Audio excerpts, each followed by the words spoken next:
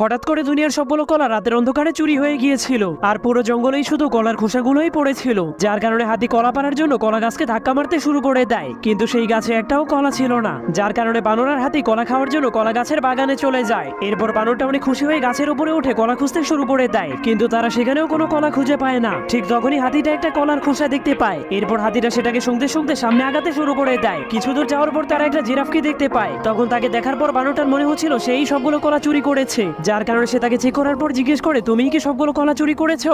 যা শোনার পর সে জোরে জোরে হাসতে শুরু করে দেয়, কারণ সে শুধু গাছের পাতা খায়। তখনই বানরটার মনে পড়ে এখনো তার কাছে একটা কলা লুকানো আছে। এরপর তারা সেই কলার সাহায্যে চোরকে ধরার জন্য একটা প্ল্যান বানিয়ে দুইজনই গাছের পিছনে লুকিয়ে পড়ে। কিন্তু তখনই বানরটা ঘুমিয়ে পড়ে। এরপর সে ঘুমের মধ্যেই হেঁটে হেঁটে সেই কলাটাকে চুরি করে নিয়ে যেতে শুরু করে। তখন হাতিটাও তার পিছু করতে শুরু করে দেয়। এরপর হাতিটা কলা ভর্তি একটা গর্ত দেখার পর বুঝতে পারে বানরটা এই সবগুলো কলা চুরি করেছে। পরের পর্ব দেখতে চাইলে কমেন্টে পার্ট 2